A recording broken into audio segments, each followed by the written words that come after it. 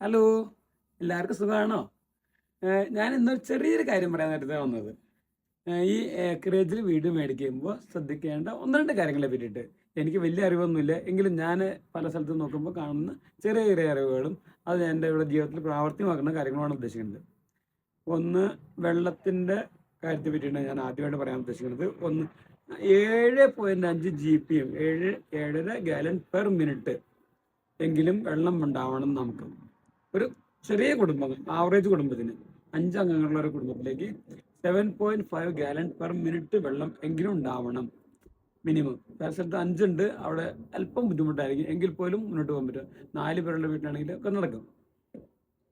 പിന്നെ ആ വെള്ളത്തിൻ്റെ ക്വാളിറ്റി നോക്കേണ്ടിയിരിക്കണം. അത് സൾഫർ കണ്ടന്റ് കൂടുതലുള്ള വെള്ളമാണോ, എത്ര വർഷമായി വെല്ലെടുത്തിട്ട് എന്നുള്ള കാര്യങ്ങളെ പറ്റി അറിയണം. സൾഫർ കണ്ടന്റ് കൂടുതലുള്ള വെള്ളമാണെങ്കിൽ അത് കുടിക്കാനോ അല്ലെങ്കിൽ വേറെ കുളിക്കാനോ നമുക്ക് ബുദ്ധിമുട്ടായിരിക്കും. ചില സ്ഥലത്ത് സാൾട്ട് കണ്ടന്റ് കൂടുതലായിരിക്കും. അപ്പോൾ ആ വെള്ളത്തിൻ്റെ ക്വാളിറ്റി ടെസ്റ്റ് ചെയ്തിരിക്കണം, അതിൻ്റെ റിസൾട്ട് നിങ്ങൾ സൂക്ഷിക്കേണ്ടിയിരിക്കണം. ഒന്നാമത് വെള്ളത്തിൻ്റെ അളവ് നോക്കേണ്ടിയിരിക്കണം. വെല്ല് എത്ര പഴക്കമുണ്ട് എന്നുള്ളത് നോക്കണം. ഈ 3 കാര്യങ്ങളാണ് വെള്ളത്തിനെ പറ്റി പറയാനുള്ളത്. പിന്നെ അതിൻ്റെ tank, pressure tank, filtering system ഉണ്ടോ, ഇത്തരം കാര്യങ്ങളെ പറ്റി നിങ്ങൾ അറിഞ്ഞിരിക്കണം. അതിനെ പറ്റിയിട്ട് ചെക്ക് ചെയ്തിരിക്കേണ്ടിയിരിക്കണം. അപ്പോൾ ഡ്രെയിനേജ് സിസ്റ്റമാണ് ഉദ്ദേശിക്കുന്നത്. അത് നമ്മുടെ ഇവിടുത്തെ ഈ വെള്ളം എല്ലാം ബേസ്മെൻറ്റിലുള്ള ഒരു കുഴിയിൽ വീണിട്ട് അവിടെ നിന്ന് ഗ്രാവിറ്റി ഫ്ലോ വഴിയായിട്ട് അടുത്ത വലിയ പുറത്തുള്ള ഒരു വലിയ കുഴിയിലേക്ക് പോകും. അതൊരു 15 അടിയെങ്കിലും താഴ്ച ഉണ്ടാവും. അത് മിനിമം 15 അടിയെങ്കിലും വേണം. അവിടെ നിന്ന് 2 പമ്പ്, അതായത് ഒരു ഗ്രൈൻഡിങ് പമ്പ് വഴി പമ്പ് ചെയ്ത് അത് പുറത്ത് പോകുന്ന ഒരു പൈപ്പുണ്ട്. ആ പൈപ്പിലേക്ക് പൈപ്പ് ഇട്ട് കൊടുക്കുകയാണ് ചെയ്യുന്നത്. പമ്പ് വഴി വലിച്ച് പൈപ്പിലേക്ക് ഇടുന്നു. പൈപ്പിൽ നിന്ന് വൈ ഷേപ്പിലാണ് 2 സൈഡിലേക്ക് പോകുന്നത്. ഇത് ഞാൻ ഇത് ഇവിടുത്തെ എൻ്റെ വീടിൻ്റെ കാര്യമായിട്ട് പറയുന്നത്. ഒരുപക്ഷെ പല വീടുകൾക്ക് വേറെ ടൈപ്പിലായിരിക്കും. പക്ഷേ എങ്കിലും നമ്മൾ ശ്രദ്ധിക്കേണ്ടിയിരിക്കുന്നത്, ഡ്രെയിനേജ് സിസ്റ്റം നിങ്ങളുടെ നല്ലതല്ല എങ്കിൽ ഒരു $20,000 മിനിമം 20 മുതൽ $35,000 വരെ വന്നേക്കാം അതിൻ്റെ ക്ലിയർ ആക്കാൻ വേണ്ടിയിട്ട്. അതുകൊണ്ട് അത് നിങ്ങൾ വളരെ ശ്രദ്ധിക്കേണ്ടിയിരിക്കണം.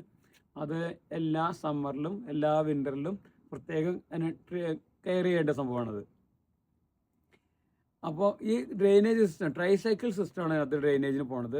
ആ സിസ്റ്റം ഉള്ള സ്ഥലത്തേക്ക് വെള്ളം വണ്ടികളൊന്നും ഓടിച്ചു കയറ്റാൻ പാടില്ല. അവിടെ പുല്ലൊക്കെ മുളച്ച് നിൽക്കണം, നല്ല ഭംഗിയായിട്ടൊക്കെ ഉണ്ടാവും. പക്ഷെ ആ ഗ്രീനറി സൂക്ഷിക്കാം നമുക്ക് അതിനകത്ത്.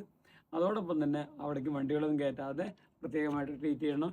എല്ലാ വിൻ്ററിൻ്റെ ആരംഭത്തിലും സമ്മറിൻ്റെ ആരംഭത്തിലും അതിനെ വളരെ കെയർ ചെയ്യേണ്ടിയിരിക്കണം.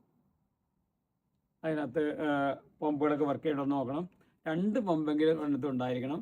ഒന്ന് ഒരു ലോവർ സൈസ് പമ്പും ലോവർ ടൈപ്പും, അതായത് ഇൻ കേസ് വെള്ളം പൊങ്ങിക്കഴിഞ്ഞാൽ പമ്പ് ചെയ്ത് കളയാൻ വേണ്ടിയിട്ടുള്ള അപ്പർ പമ്പ് ഉണ്ടാവണം. അതുകൂടാതെ നിങ്ങളുടെ വീടുകളിൽ നിർബന്ധമായിട്ടും സൂക്ഷിക്കേണ്ട 2 പമ്പെങ്കിലും നിങ്ങളുടെ വീട്ടിൽ സൂക്ഷിക്കണം. പിന്നെ 50 ഫീറ്റ് ഹോസും നിങ്ങൾ കരുതിയിരിക്കണം എപ്പോഴും.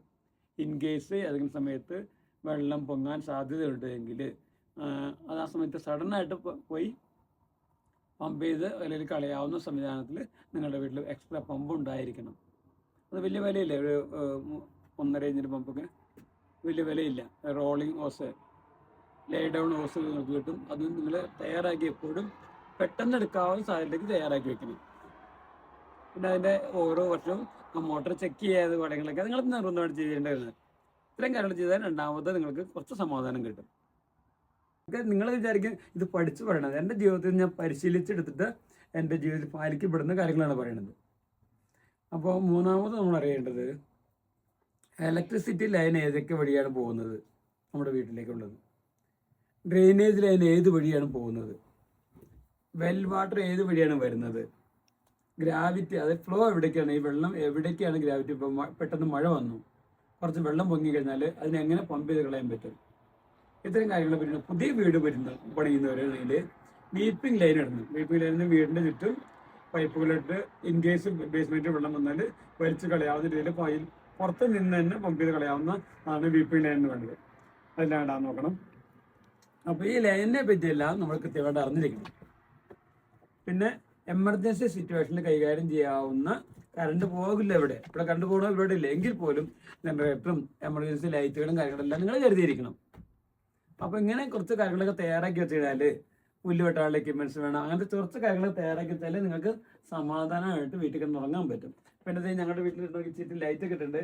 നിങ്ങളുടെ വീട്ടിലേക്ക് കുറച്ച് ലൈറ്റ് കിട്ടുന്നത് നല്ലതാണ്. ഈ സിറ്റിയിൽ താമസിക്കുമ്പോൾ ആളില്ലാത്ത വീട് പോലെ കിടന്നാലും കുഴപ്പമില്ല. പക്ഷെ അതും ആരും ചെയ്യാറുണ്ട്, ഇങ്ങനെ ആരും ചെയ്യുന്നല്ല വേണ്ടത്. ഞാനിവിടെ ചുറ്റും എല്ലാ സമയത്തും ലൈറ്റുകളൊക്കെ എപ്പോഴും തെളിച്ചിട്ടേക്കും. ഇനി കഴിവും അല്പം പക്വതയും വിവരവും വിവേകവും ഒക്കെ ഉള്ളവരാണെങ്കിൽ, കൺട്രോളും ഉള്ളവരാണെങ്കിൽ ഗൺ ലൈസൻസ് എടുത്തിരിക്കുന്നത് നല്ലതാണ്. ഗൺ ലൈസൻസ് അത്യാഹിതങ്ങളിൽ ഒരു പക്ഷേ മൃഗങ്ങളുള്ള സ്ഥലത്തൊക്കെ ആണെങ്കിൽ ഏക്കറേജ് എന്ന് പറയുമ്പോൾ പല സ്ഥലത്തും പല മൃഗങ്ങളുണ്ടായേക്കാം. അപ്പോൾ അതിനൊക്കെ ഗൺ ലൈസൻസ് കണ്ടുണ്ടാവണം, ഗണ്ണും വേണം. ഒന്നാമതായിട്ട് നമുക്ക് നല്ല ഡോഗ്സ് വേണം, ട്രെയിൻഡ് ഡോഗ്സ് വേണം. നമ്മുടെ കമാൻഡുകൾ അനുസരിക്കാൻ പറ്റിയ നല്ല ട്രെയിൻഡ് ഡോഗ്സ്. ഏത് മൃഗങ്ങളെ അറ്റാക്ക് ചെയ്യാനും കഴിവുള്ള നല്ല ഇതുപോലെ മരമപ്പരനെയും വേരിപ്പരനയുടെ മിക്സ്ഡ് ഡോഗ്സാണിത്. മിക്സ്ഡാണിത്. എന്ത് പറഞ്ഞാലും അതുപോലെ അനുസരിക്കും. നമ്മുടെ എന്താ കാര്യങ്ങളിൽ നമ്മളെ പ്രൊട്ടക്റ്റ് ചെയ്യും, ജീവൻ കളഞ്ഞ് നമ്മളെ പ്രൊട്ടക്റ്റ് ചെയ്യാൻ പര്യാപ്തനായവനാണിത്. അതുപോലെ അടുത്തൊരു കാര്യം ഉണ്ട്, മൈസിൻ്റെ ശല്യം ഉണ്ടാവും. ഞങ്ങളുടെ വീട്ടിലിവിടെ വാങ്ങിച്ച സമയത്ത് ഒത്തിരി മൈസ് ഉണ്ടായിരുന്നു. ഞങ്ങൾ പലതരം മരുന്നുകൾ ഉപയോഗിച്ച് നോക്കി. ഏറ്റവും ബെസ്റ്റാണ് ഇത് ഞങ്ങളുടെ കെട്ടുണ്ണി. ഒരു മൈസിന് പോലെ ഈ പരിസ്ഥിതി കിടക്കില്ല, എല്ലാത്തിനും ചാടി പിടിക്കും. ഉണ്ടാവും നല്ല അനുസരണയുള്ള കെട്ടുണ്ണിയുണ്ട്. അപ്പോൾ ഇവർക്ക് വേണ്ടി ചിലവാക്കുന്നത് ഒരു പക്ഷേ നഷ്ടമെന്ന് ആർക്കെങ്കിലും തോന്നിയാൽ അത് നിങ്ങൾ വ്യർത്ഥമായ തോന്നലാണ്. അപ്പോൾ ഇത് ന്യായമായ കാര്യമാണ്. ഇവിടെ ഈ ബാൻകാറ്റ് ഏത് കാലാവസ്ഥയിലും അതിജീവിക്കാവുന്ന അനിമൽസ് ഉണ്ടായിരിക്കേണ്ടതാണ്. ഇത് കാലാവസ്ഥ -40 ആണെങ്കിൽ പോലും മഞ്ഞിൻ്റെ ഉള്ളിൽ കടന്നുപോയി വയസ്സ് പിടിക്കാനോ അല്ലെങ്കിൽ എന്ത് ജീവികളെയും പിടിക്കാൻ കഴിവുള്ളതാണിത്. നമ്മുടെ കെട്ടുണ്ണി എന്താ നമ്മുടെ തലോടലിന് വേണ്ടിയിട്ട്, സ്നേഹത്തിന് വേണ്ടിയിട്ട് നോക്കിയിരുന്ന ടോക്കി. ഒരാളും കൂടെ ഉണ്ട് ഞങ്ങൾക്ക് അവനവിടെ കൂട്ടിൽ കിടക്കുന്നത്. ഇവൻ്റെ മോനുണ്ട് അവിടെ, നല്ല ശ്രദ്ധിച്ച കുട്ടൻ അവിടെ ഉണ്ട്. ഇതൊക്കെയാണ് ഞാൻ പൊതുവേ കാര്യങ്ങൾ നിങ്ങളോട് പറയാനുള്ള ഉദ്ദേശിക്കുന്നത്. ഇനി ആർക്കെങ്കിലും അങ്ങനെ വാങ്ങിക്കാൻ ആഗ്രഹം ഉണ്ടെങ്കിൽ, എന്തെങ്കിലും സഹായം വേണമെന്നുണ്ടെങ്കിൽ സത്യസന്ധമായിട്ട് ചെയ്തു തരാവുന്നതാണ്. കമൻറ്റ് ചെയ്താൽ മതി, നമ്മൾ റെഡി. അല്ല, ഒരു കാര്യം മറന്നു കേട്ടോ. അപ്പം നിങ്ങൾക്ക് ഈ ഏക്കറേജ് താമസിക്കുമ്പോൾ ഉണ്ടായിരിക്കേണ്ട ടൂൾസിനെ പറ്റിയിട്ട് എന്തെങ്കിലും അറിയാൻ ആഗ്രഹമുണ്ടെങ്കിൽ കമൻറ്റ് ചെയ്താൽ മതി, ഞങ്ങളത് തരാവുന്നതാണ്. അതിന് പ്രൊവൈഡ് ചെയ്യാനുള്ള ലിങ്ക് എവിടെ നിന്ന് അവൈലബിൾ ആയുള്ള സാഹചര്യങ്ങളെ പറ്റിയിട്ട് നിങ്ങൾക്ക് കൃത്യമായിട്ട് പറഞ്ഞു തരാവുന്നതാണ്. ഞങ്ങൾ മേടിച്ച കുറേ സാധനങ്ങളുണ്ട്, അതിനെ പറ്റി കാണിച്ചു തരാവുന്നതാണ്. എവിടേക്ക് നിങ്ങൾക്ക് കിട്ടാൻ സാധ്യതയുണ്ട് എന്നുള്ളതിനെ പറ്റി എല്ലാം പറയാവുന്നതാണ്. ബൈ.